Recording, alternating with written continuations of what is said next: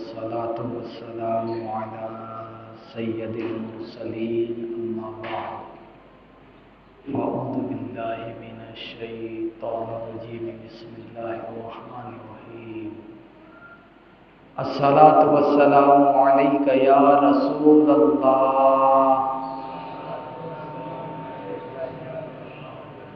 वअला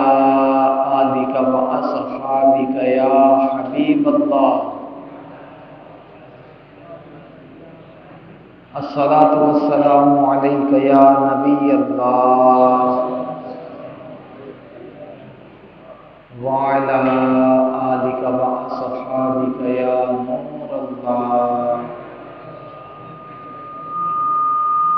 नवैतु सुन्नतल इतिकाफ। अल्लाह के आखिरी नबी मक्की मदनी मोहम्मद अरबी सल्लल्लाहु तआला अलैहि व आलिहि वसल्लम पर दुरूद व सलाम पढ़ने की बेशुमार फजीलतें हैं, सआदतें हैं, बरकतें हैं, रिफ़ातें हैं। उन्हीं में से एक फजीलत समाअत फरमाइए कि मेरे और आपके नबी प्यारे नबी सल्लल्लाहु तआला अलैहि व आलिहि वसल्लम पर दुरूद व सलाम पढ़ने के मुतालिक एक रिवायत यह भी मिलती है कि अल्लाह ताला ने मूसा अलैहिस्सलातु वस्सलाम से फरमाया, ऐ मूसा, अगर तू मुझसे बहुत ही ज्यादा करीब होना चाहता है, हालांकि नबी अल्लाह के करीब होता है, क्योंकि नबी वो होता है जो अल्लाह से फैज़ लेकर उसके बंदों को पहुंचाता है, लेकिन अल्लाह ताला ने इसके बावजूद इरशाद फरमाया, ऐ मूसा, अगर तू चाहता है कि मैं तेरी समाअत यानी सुनने की ताकत से ज्यादा करीब हो जाऊं, तेरे तकल्लुम यानी बात करने की जो ताकत है उससे ज्यादा करीब हो जाऊं, तो तू मोहम्मद अरबी सल्लल्लाहु तआला अलैहि व आलिहि वसल्लम पर इस तरह दुरूद पाक पढ़, अस्सलातु वस्सलामु अलैका या रसूल अल्लाह। सुभान अल्लाह। प्यारे इस्लाम भाइयों, इस रिवायत से पता चला कि ये दुरूद पाक जो हम अस्सलातु वस्सलामु अलैका या रसूल अल्लाह पढ़ते हैं, ये कोई नया दुरूद नहीं है। ये मूसा अलैहिस्सलातु वस्सलाम को अल्लाह ताला ने बताया था और मूसा अलैहिस्सलातु वस्सलाम को कहा गया था कि आप इस तरह दुरूद पाक भेजिए। और मूसा अलैहिस्सलातु वस्सलाम का ज़माना हज़रत ईसा अलैहिस्सलातु वस्सलाम के ज़माने से भी पहले है। और दूसरी बात यह कि अस्सलातु वस्सलामु अलैका या रसूल अल्लाह पढ़ना ये बहुत फजीलत और बरकत का बाइस है, क्योंकि अल्लाह ने कुरान पाक में फरमाया, इन्नल्लाह व मलाइकतहु युसल्लूना अलन नबी या अय्युहल्लज़ीना आमनू सल्लू अलैहि वसल्लिमू तस्लीमा, कि अल्लाह और उसके फरिश्ते अपने गैब बताने वाले नबी पर दुरूद भेजते हैं। ऐ मुसलमानों, ऐ ईमान वालों, तुम इस नबी पर दुरूद भी भेजो, सलाम भी भेजो। यानी दो चीजें बताई गई कि दुरूद भी भेजना है, सलाम भी भेजना है। अब जब हम कहते हैं अस्सलातु तो इसका माना होता है दुरूद, और जब कहते हैं अस्सलामु तो इसका माना होता है सलाम। तो जब हम कहते हैं अस्सलातु वस्सलामु अलैका या रसूल अल्लाह, तो इसका माना हुआ कि ऐ अल्लाह के रसूल, आप पर दुरूद भी हो और आप पर सलाम भी हो। तो अल्लाह ने हुक्म दिया था दुरूद और सलाम भेजने का, और इस तरह हम अस्सलातु वस्सलामु अलैका या रसूल अल्लाह के जरिए अपने नबी पर दुरूद भी भेज रहे हैं, सलाम भी भेज रहे हैं। तो एक तो दुरूद और सलाम भेजने की भी बरकत, दूसरी अल्लाह ताला के हुक्म पर अमल करने की भी बरकत मिल रही है। इसलिए चलते फिरते उठते बैठते अपने नबी प्यारे नबी पर दुरूद पढ़ते रहना चाहिए। एक मरतबा दुरूद पाक पढ़ लीजिए, अल्लाहुम्मा सल्ली अला सय्यदिना व मौलाना मुहम्मद सल्लल्लाहु तआला अलैहि वसल्लम सलातन व सलामन अलैका या रसूलल्लाह। प्यारे और मोहतरम इस्लाम भाइयों, माह मुहर्रमुल हराम जारी व सारी है। मुहर्रम के महीने को अहले बैत अतहार से निस्बत हासिल है, लिहाजा इसी ज़िम्नो ज़ैल में अहले बैत की कुछ फजीलत आपके सामने रखूँगा कि उन फजीलतों को सुनकर हमारा भी ताकि जहन बने कि अहले बैत से मोहब्बत किस तरह करना चाहिए। अहले बैत से मोहब्बत का अंदाज़ा आप यूँ लगाइए कि हमारे नबी प्यारे नबी अलैहिस्सलातु वस्सलाम ने दीन इस्लाम की तबलीग में जो मेहनत की, मशक्क़त की, तकलीफ़ें बर्दाश्त की, मुसीबतें बर्दाश्त की, कुफ़ार की जानिब से जो जुल्म व सितम की आंधियाँ चलाई गईं वो भी बर्दाश्त की। किस लिए? हमारे और आपके लिए। अगर अल्लाह के नबी चाहते तो बेहतरीन से ज़िंदगी गुजारते हैं, लेकिन आप पर कूड़ा भी डाला गया, आप पर कातिलाना हमला भी किया गया, आपको जहर भी दिया गया, आपको पत्थर भी मारे गए। ताइफ का वो वाक़या याद कीजिए कि नबी अलैहिस्सलातु वस्सलाम ताइफ जाते हैं इस्लाम की दावत देने के लिए, लेकिन वहाँ के सरदारों ने इस्लाम कबूल करने के बजाय बदमाश लड़कों को लगा दिया और वो नबी अलैहिस्सलातु वस्सलाम पर ताना जनी करते हुए पत्थर की बारिश करते हैं। हत्ता की रिवायतों में आता है कि हमारे और आपके नबी अलैहिस्सलातु वस्सलाम का नालैन मुबारक यानी जूता शरीफ खून से भर गया।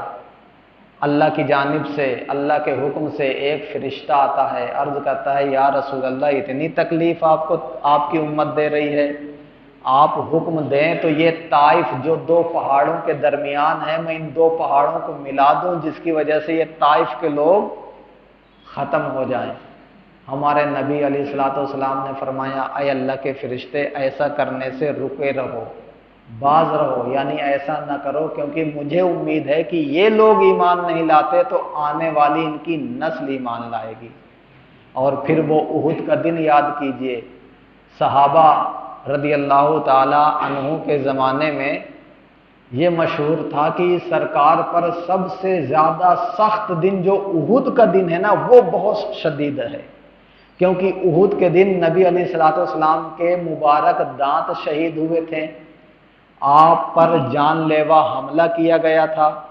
उसी दिन आपके चचा हज़रत अमीर हमज़ा भी शहीद हुए थे, उनके कलेजे को काट के निकाला गया था, चबाया गया था,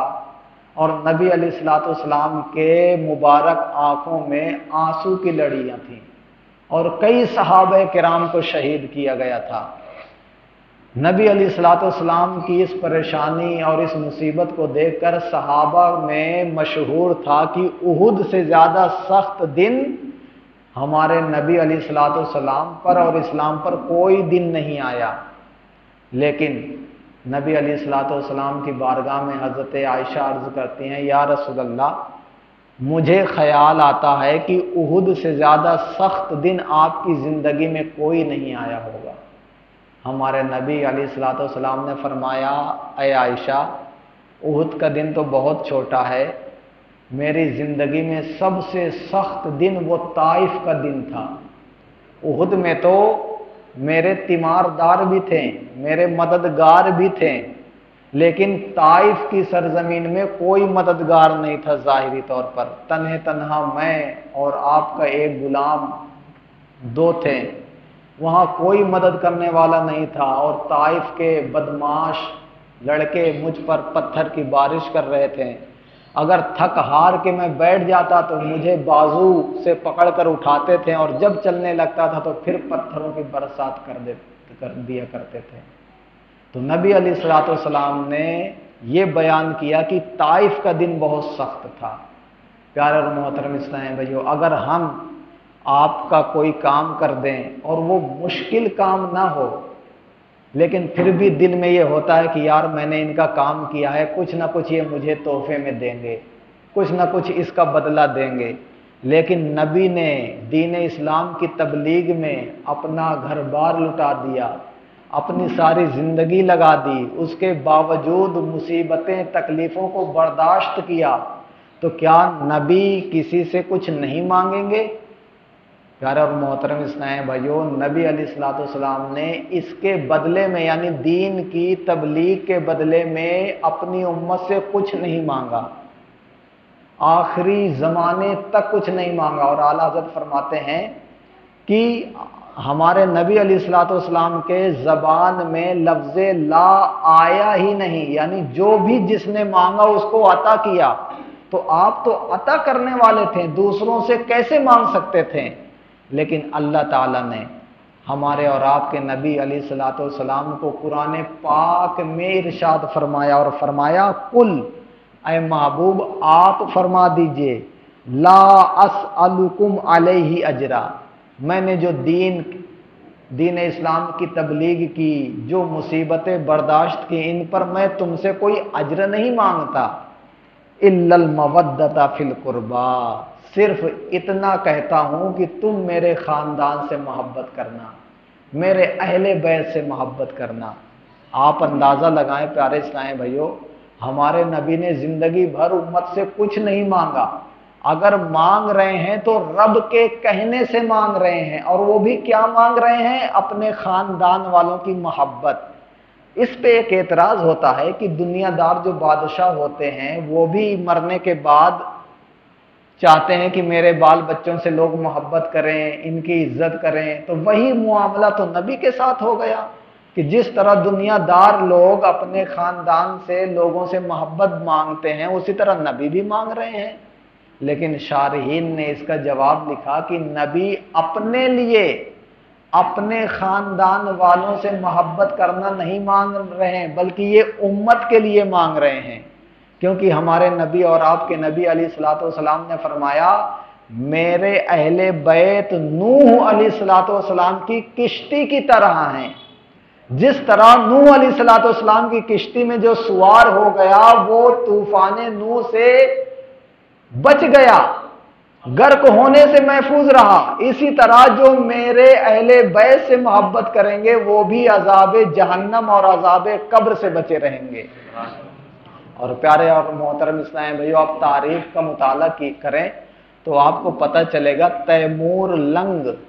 جو بادشاہ ہندوستان میں آیا تھا اور حکومت کی تھی، اور یہ تعزیہ داری اس نے ہی رائج کی تھی،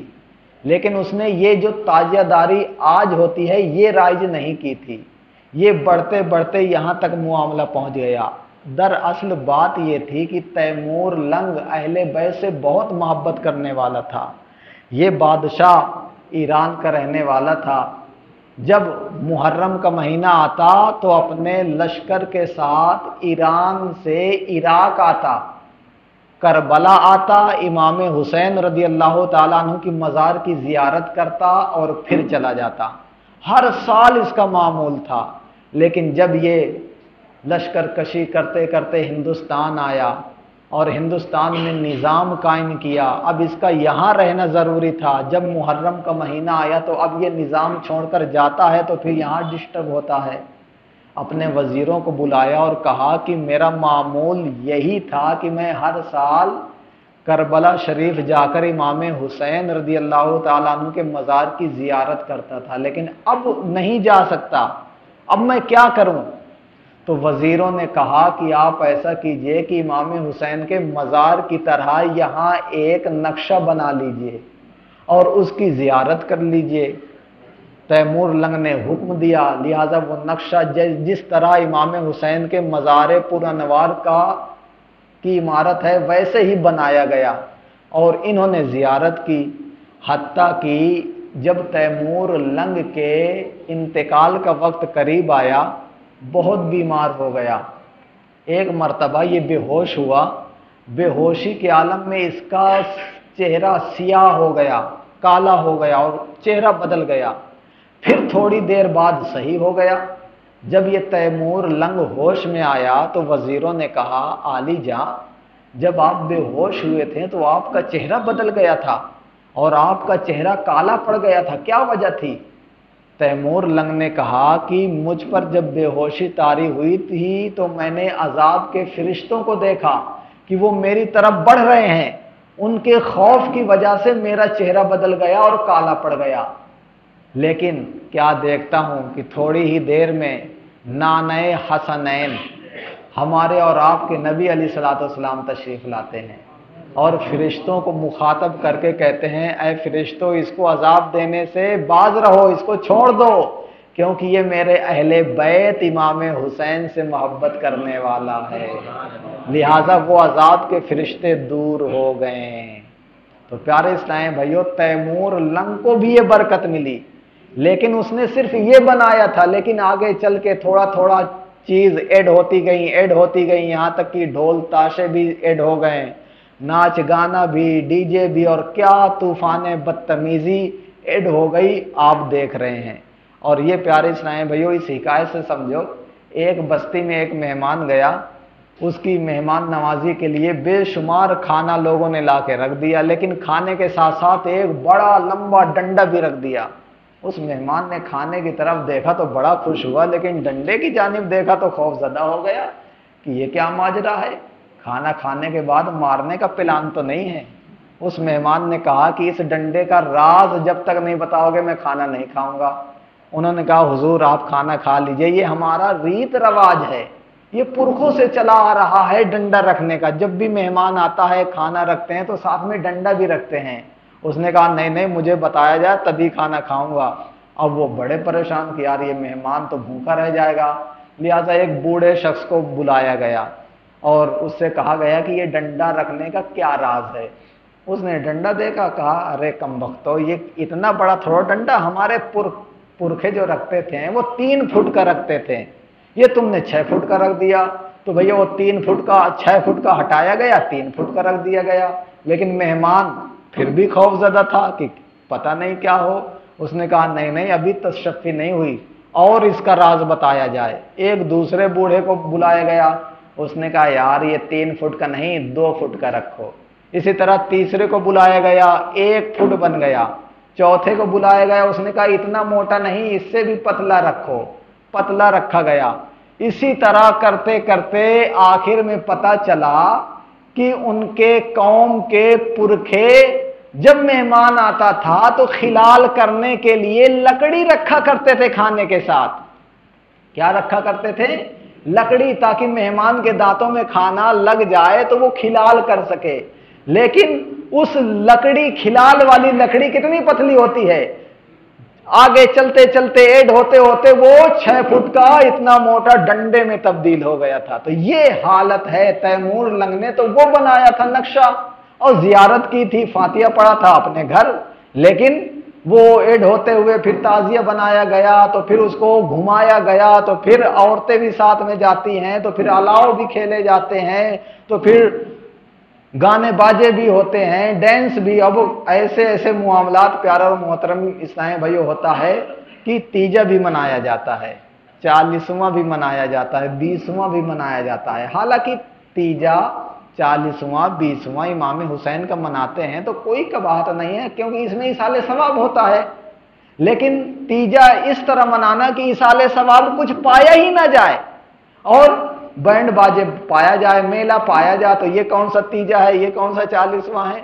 تو بھائی ایصال ثواب کرنا ہے، ایصال ثواب کر لیجئے، قرآن پاک پڑھ لیجئے، کلمہ شریف پڑھ لیجئے، درود پاک پڑھ لیجئے، ان کے نام پہ روزہ رکھ لیجئے، کوئی نیکی کر دیجئے، کسی فقیر کو دے دیجئے،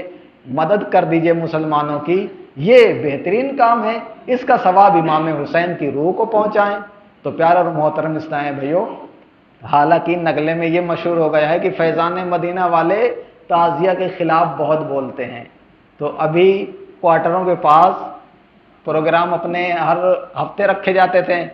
تو ابھی محرم میں رکھنے کا ارادہ ان کا بنا، تو اس بات پر انہوں نے پروگرام کینسل کر دیا کہ فیضان مدینہ والے تعزیہ کے خلاف بولتے ہیں، لہٰذا ان کا پروگرام نہ کرواؤ، کیونکہ تعزیہ کے خلاف بولیں گے تو پھر مسئلہ ہوگا۔ پیارے اسلام بھائیو، تعزیہ کے خلاف نہیں ہیں، تعزیہ کے خلاف نہیں ہے۔ تعزیہ کا معنی جانتے ہیں کیا ہوتا ہے؟ تعزیت ہے یہ اصل میں،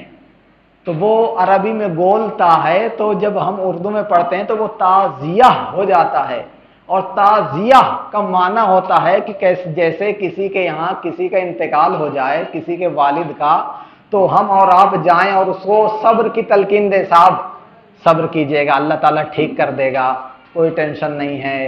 اور دقت ہو تو ہمیں بتائیے گا۔ یہ جو کلمات کہے جاتے ہیں اس کو شریعت نے تعزیت کہا ہے، یہ تعزیت ہے۔ تو ہم اصال ثواب کر کے امام حسین کی روح کو اصال کرتے ہیں، تو یہ تعزیہ ہے، یہ تعزیہ ہے۔ لیکن ہم نے تعزیت سے تعزیہ اور تعزیہ ہم نے اس کا بنا دیا، تو پیارے اسلام بھائیو یہ درست نہیں ہے۔ تو اہل بیت سے محبت رکھنا ہے، کیونکہ اہل بیت کی محبت ہمیں کام آئے گی۔ اور ہمارے اور آپ کے نبی علیہ الصلوۃ والسلام نے فرمایا ادبو اولادکم علی ثلاث خصال، کہ تم اپنی اولاد کو 3 چیزوں کا ادب دو، 3 چیزیں سکھاؤ۔ سرکار نے فرمایا حب نبیکم، اپنے نبی کی محبت سکھاؤ، وحب اولاد نبیکم، اور اپنے نبی کی اولاد کی محبت سکھاؤ، یعنی اہل بیت کی، اور قرآن پاک پڑھنا سکھاؤ۔ تو ہمارے نبی نے تو بتایا ہے کہ اہل بیت کی محبت سکھاؤ، اور ہمیں سکھانی چاہیے۔ الحمدللہ اسی غرض سے، اسی مقصد سے ہم نے اسی مسجد میں 11 روزہ پروگرام کیا اور اہل بیت کے موضوع پر بیان کیا، اور ساتھ ساتھ اسلام کے جو ہمارے بڑے بڑے خلفائے راشدین ہیں ان کا بھی ہم نے تذکرہ کیا۔ پھر ذہن بنا کہ اس پر ایک کتاب لکھی جائے جس میں اہل بیت کے فضائل ہوں، محرم کے فضائل ہو، یہ محرم سے اسلامی سال کیوں شروع ہوتا ہے اس کا بیان ہو، یہ اسلامی ہجری سال ہوتی ہے نا، ہجری سال کب سے شروع ہوئی، کیسے ہوئی، اس کا بھی مختصر واقعہ ہو، امام حسین کا واقعہ ہو، حضرت فاطمۃ الزہرا، حضرت علی، امام حسن مجتبی، اور عاشورہ کے دن محرم میں پڑھے جانے والے نوافل اور اذکار، دیگر دعائیں بھی ہوں۔ تو الحمدللہ ہم نے ایک کتاب ترتیب دی ہے جس کا نام ہے فیضان محرم، فیضان محرم، اس میں یہ سب کچھ ہوگا، اور یہ کتاب الحمدللہ ہندی میں ہوگی۔ تو یہ کتاب ہندی میں ہوگی، اس کو چھپوانا ہے، تو ہم نے نیت کیا کہ 500 پیس انشاءاللہ چھپوا کر آپ لوگوں میں تقسیم کریں گے، تاکہ آپ اور اپنے بچوں کو پڑھیں، اس کو پڑھ کر سنائیں گے تو انشاءاللہ دین اسلام کی بنیادی باتیں بھی ملیں گی، یہ بھی ملے گا کہ ہمارے نبی کے بیٹے کتنے تھے، بیٹیاں کتنی تھی، ہمارے نبی کی مائیں یعنی ایک حقیقی ماں اور دودھ پلانے والی مائیں کون کون سی ہیں، یعنی نبی کے پورے خاندان کی جانکاری ہوگی۔ اور ایک مسلمان کو ضروری ہے، حالانکہ مسلمان سے پوچھ لیا جائے تو غیر مسلموں کے پورے خاندان دیوی دیوتاؤں کے بتا دے گا، لیکن اپنے نبی کے خاندان کو نہیں بتا پائے گا۔ تو پیارے اسلام بھائیو یہ بہت ضروری ہے، ہمارے بچوں کو معلوم ہونا کہ ہمارے نبی کا خاندان کیا ہے۔ تو یہ کتاب تقریباً 100 روپے کی پڑے گی، تو 150 پیس تو بک ہو گئے ہیں، کوئی 5 پیس لیا ہے کہ میں 5 پیس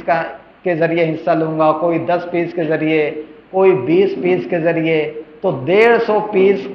کی نیت آ گئی ہے، اب 350 پیس باقی ہیں۔ تو اگر آپ میں سے 10 کی نیت کر لیں، یعنی 10 کتابوں کا 1000 بنتا ہے، اور ابھی نہ ہو تو 1 مہینے کے اندر اندر آپ جمع کروا دیں، اور جب کتاب آ جائے گی تو جنہوں نے 1000 دیا ہے تو ہم ان کو 10 کتابیں دے دیں گے، تو 1 کتاب اپنے گھر میں رکھ لیں اور 9 کتابیں اپنے اطراف میں تقسیم کر دیں، تو یہ انشاءاللہ ایصال ثواب کا ذریعہ بھی بن جائے گا، اور اس سے معلومات بھی ہوگی۔ اور مسلمان کیونکہ اردو تو جانتے نہیں، ہندی آج کل ہر کوئی جانتا ہے، تو ہندی میں کتاب لانا بہت ضروری ہے۔ تو آپ سے عرض ہے کہ اس میں حصہ لیجئے، نماز کے بعد آپ اپنا نام لکھا دیجئے کہ انشاءاللہ میں 10 پیس کا دوں گا، اگر نام نہ لکھائیں تو آپ اگلے جمعہ آئیں، या अभी तो अभी दे दें, इमाम साहब को जमा करवा दें, मुझे जमा करवा दें, या अगले जुमा है तो अगले जुमा। तो अल्हम्दुलिल्लाह इस पे काम शुरू हो चुका है। उम्मीद है कि 1 महीने के अंदर काम यानी हिंदी टाइपिंग का मुकम्मल हो जाएगा, फिर उसकी फिल्म वगैरह बनवाकर ये किताब हम प्रेस में डाल देंगे, तो इंशाल्लाह दूसरे महीने ये किताब आ जाएगी। तो उम्मीद है कि आप लोग हिस्सा भी लेंगे, तो कम से कम 10 पीस के जरिए हिस्सा लीजिएगा। तो अभी 350 पीस बाकी हैं, 350 पीस ये जब हो जाएंगे 500, तो इंशाल्लाह ये मंजर आम पर आ जाएगी। अल्लाह ताला की बारगाह में दुआ है कि हमें अहले बैत अतहार की बरकतों से माला माल फरमाएं, और ये यादगार भी हो जाएगा अहले बैत के इसाले सवाब के लिए, और ये भी यादगार हो जाएगा कि साहब ये फुला सन में किताब छपी थी और हमने हिस्सा लिया था।